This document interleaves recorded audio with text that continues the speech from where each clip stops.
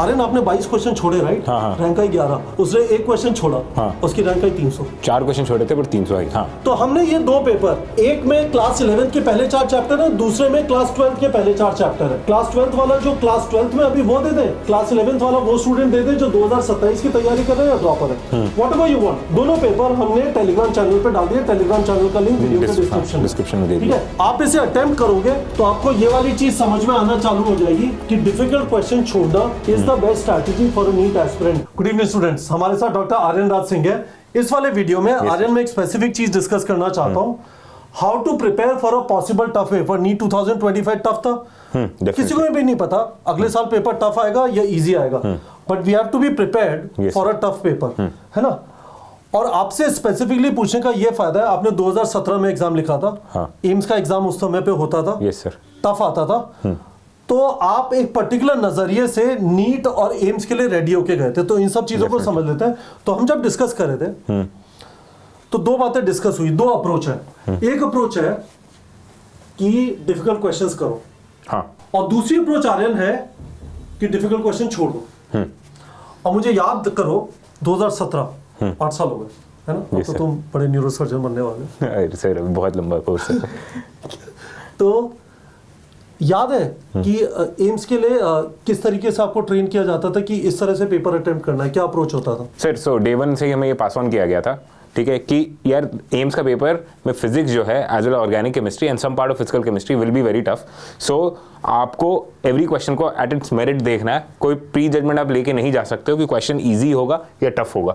So you have to see and leave questions जो difficult होंगे। For example, मैंने out of 200 question जिसके लिए मेरे को 3 या 30 मिनट दैट इज 210 मिनट्स मिले थे, आई लेफ्ट 22 क्वेश्चंस। एंड मेरा जो फ्रेंड जो मेरे नीट के पेपर में पैरेलल नंबर ऑफ मार्क्स ला रहा था, मेरे से 10 नंबर ज्यादा ही ला रहा था, वो 680 वो 690 लाता, मैं 680 670 पे रहता। सो वो स्टूडेंट जो है वो 196 अटेम्प्ट किया था, ठीक है, बिकॉज ही वाज लाइक कि भाई सब अटेम्प्ट करना है, ऑल और नन के मोड में। उसका क्या रैंक है और तुम्हारा क्या रैंक है? ही वाज 300 प्लस रैंक और मेरी 11th रैंक थी। सो मैंने बहुत कॉशियसली क्वेश्चन छोड़े थे। मेरे को लग रहा था कि यार मेरे को ना 2 से ज्यादा मैं ऑप्शन रूल आउट नहीं कर पा रहा हूं। अरे तो सबसे पहले इस वाली अप्रोच को देख लेते हैं। डिफिकल्ट क्वेश्चन करने में रिस्क क्या है? मेरे हिसाब से रिस्क क्या है, मैं देखता हूं बच्चों को, हल्ला मचा हुआ है, जेईई एडवांस के क्वेश्चन करूंगा, हल्ला मचा हुआ है, ये टीचर ऐसा पढ़ाता है, वो टीचर ऐसा पढ़ाता है। गड़बड़ ये है कि यदि आप डिफिकल्ट क्वेश्चन करना चालू करें उसका कोई एंड नहीं है ना। और आपने यदि ड्रॉपर हो, आपका सिलेबस कंप्लीशन चालू हुआ जून के अंदर, आपने स्टार्ट किया, आपका सिलेबस मोस्ट प्रॉब्ली फरवरी टाइप में होगा, आपने जरा सा रफ्तार लूज किया क्योंकि आप और डिफिकल्ट क्वेश्चन करना चाहते थे। मोशन स्टेटमेंट कर लो, डिफिकल्ट इरोडो खोल लो, एचसी वर्मा खोल लो, अंत है, there is no end to it sir, it will keep unfolding itself, syllabus ही खत्म नहीं होगा। और उसके बाद आपको जो, और उसके अलावा you are not suppose to do JEE advance questions, है ना। आपके पास मैथ्स नहीं है, जेईई एडवांस में बहुत ज्यादा मैथ्स का एप्लीकेशन होता है, तो गड़बड़ हो जाएगी। तो इसमें रिस्क ये है कि आपका सिलेबस नेचुरल चॉइस जो यही होगा कि we should learn to leave difficult questions. So this is not a good approach, this is not a good approach, this is like hardly 0.1% student ये अप्रोच यूज करेंगे जो बहुत वेल प्रिपेयर्ड होंगे। We are not talking about it. आप ऐसे सोच लो कि शायद ये वाला अप्रोच उनके लिए ठीक है, who will and up getting around top 200 rank. Syllabus अभी तक और वो अभी समझ में आ जाएगा ना सर। हम पीडीएफ देंगे स्टूडेंट्स को, टेलीग्राम पे जाएंगे, ये डाउनलोड करेंगे, अभी 20 क्वेश्चंस है, आपको उससे एक जजमेंट मिल जाएगा कि आप हार्ड क्वेश्चन के लिए प्रिपेयर्ड हो कि नहीं। करेक्ट। तो आप क्या कर रहे हैं गाइस, हम आपसे ये बोल रहे हैं कि ये वाली अप्रोच आपके लिए नहीं है। ज्यादातर बच्चों के लिए ये वो स्टूडेंट्स हैं who can get into NEET, पर यदि उन्होंने डिफिकल्ट क्वेश्चन छोड़ना नहीं सीखा, अगर डिफिकल्ट क्वेश्चन के पीछे आप भागोगे, देन फिर आप जो है इजी और मीडियम पे भी ग्रिप लूज कर दोगे। आपका ब्रेथ कवर होना चाहिए नीट के एग्जाम में, आपका डेप्थ के पीछे आप जाओगे ना, क्योंकि मैथ्स नहीं है आपके पास, तो आप डेप्थ वो अपने आप को ऑफर ही नहीं कर सकते। अब दूसरी बात आ जाती है, लीव करना कैसे सीखे? पेपर में तो लिखा नहीं था मैं डिफिकल्ट हूं, मैं इजी हूं, मैं मीडियम हूं। तो हम लोगों ने क्या किया है, हम बच्चों को बताना चाहते हैं कि डिफिकल्ट लीव करना, तो समझ लीजिए नीट 2025 के अंदर हमारे एस्टिमेट के हिसाब से 58 क्वेश्चंस फॉर मॉडरेट और डिफिकल्ट, 122 वर इजी। नीट में सिलेक्शन 40 क्वेश्चन आपके गलत हो गए तो हो जाएगा, इसका मतलब 122 इजी सही हो जाए और उसके अलावा 18 क्वेश्चन और सही हो जाए तो हमारा सिलेक्शन हो जाएगा। हाँ, क्योंकि कट ऑफ इस बार से हमने देखा 525 हाँ, तो ऑलमोस्ट आप देख लो 200 नंबर है तो 40 क्वेश्चंस हो गए।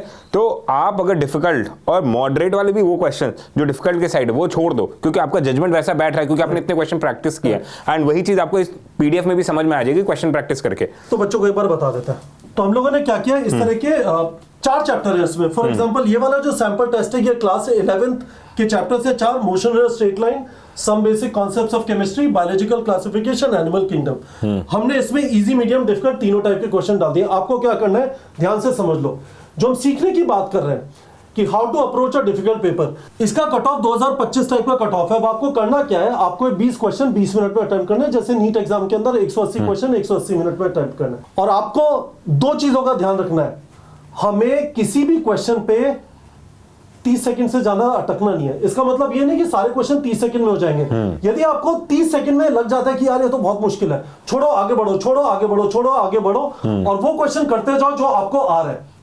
हमने उसको 3 राउंड स्ट्रैटेजी बोला था, जिसके बारे में मैंने एक डिटेल वीडियो बनाया था। आप हर एक क्वेश्चन के आगे टिक लगाते हो और अटेम्प्ट करते हो। इसमें आपको डिफिकल्ट लग रहा है, सर्किल बनाओ, सर्किल से आपको पता चल गया इसको वापस आके अटेम्प्ट करना है, पहले में अटेम्प्ट नहीं करना। तो जो जो टिक लगाते जा रहे हो, इसका मतलब ये नहीं है पूरा पेपर पढ़ के उसमें टिक और सर्किल लगा रहे हो। क्वेश्चन पे टिक लगाया, अटेम्प्ट करा, क्वेश्चन पे गोला लगाया, छोड़ा, वापस आके अटेम्प्ट करोगे। इस तरह से जाके आप 20वें क्वेश्चन पे पहुंचो, फिर वापस आके सर्किल क्वेश्चन करो, और आप देखोगे कि आपका जो परफॉर्मेंस है वो ऑप्टिमाइज हो जाए। This is what you did in AIIMS paper also, right? 2 round में तो मिनिमम करना ही करना होता है। 3 राउंड भी हो सकते हैं आराम से, है ना। और 2 राउंड का एक और फायदा होता है, दूसरे राउंड में हो सकता है वापस आके आप फिजिक्स की जगह आपके जो बायो के क्वेश्चन बचे हैं उनको अटेम्प्ट करो। यदि आपने एक राउंड में करने की कोशिश की, बहुत सारे बच्चों के साथ इस बार प्रॉब्लम हुआ, वो 150वें क्वेश्चन पे पहुंचे, टाइम खत्म हो गया, तो 30 क्वेश्चन तो छूट गए, तो अटक गए ना स्टार्टिंग में। इजी क्वेश्चन भी है।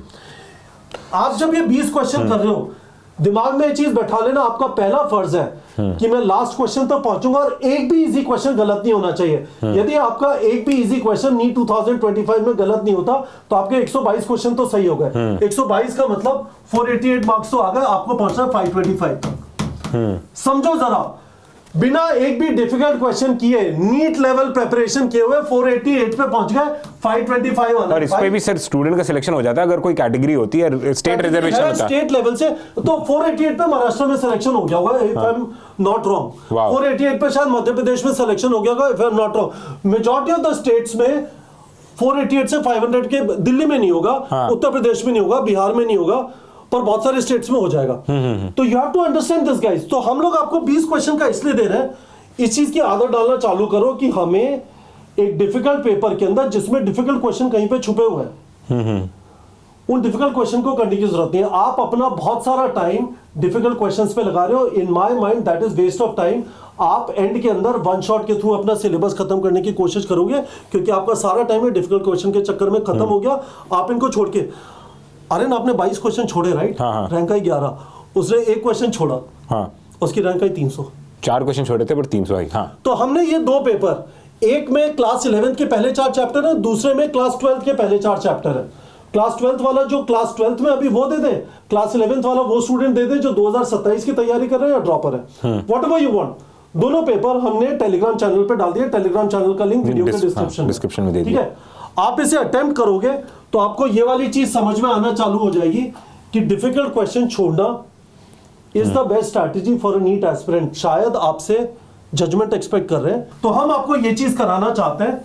होपफुली आप लोगों को समझ में आएगा। जीता जाता एग्जांपल है आर्यन राज सिंह का, he left 22 questions and got rank 11 in AIIMS. ये वाला नजरिया यदि आप डेवलप कर लेंगे, हमारा टेस्टिंग कराने का, एग्रेसिव टेस्टिंग कराने का और इस टाइप के पेपर्स देने का पर्पस ये है कि यदि आप इस तरह से टेस्टिंग करेंगे, अभी तो 20 क्वेश्चन से करा रहे हैं, इमेजिन करिए यही चीज 180 क्वेश्चन वाली सिचुएशन में आप कर रहे हैं रेगुलर बेसिस पे, तो you will develop this intuition. Definitely sir. जैसे इस बार आप देखोगे जो स्टूडेंट हमारा वीएमएमसी में गई है, फलक अंसारी, हाँ सर, 640 मार्क्स का अटेम्प्ट किया, उसका फिजिक्स बहुत अच्छा था, 20 क्वेश्चन छोड़े उसे, फिर भी छोड़ दिया। तो अच्छे होने से वही तो जजमेंट डेवलप होता है। 640 अटेम्प्ट किया, उसमें से 612 आ गया। हम चाहते हैं कि ये वाला जो है ना, this is not about doing difficult question. Difficult question तो छोड़ दिए, पर आप वो जजमेंट बिल्ड कर सकते हो क्या कि 20 question it doesn't come easy. यदि आप ये वीडियो देख रहे हो और आप सोचो वीडियो देख के आप सीख गए, मैं डिफिकल्ट क्वेश्चन छोड़ के आ जाऊंगा, बिल्कुल नहीं होगा। आपकी हालत लिखा थोड़ी ना उसके माथे पे कि यार मैं डिफिकल्ट हूं, लीव मी, ऐसा नहीं होगा। वो तो आपको वो करेगा, आपको ल्योर करेगा। प्रैक्टिस से आपको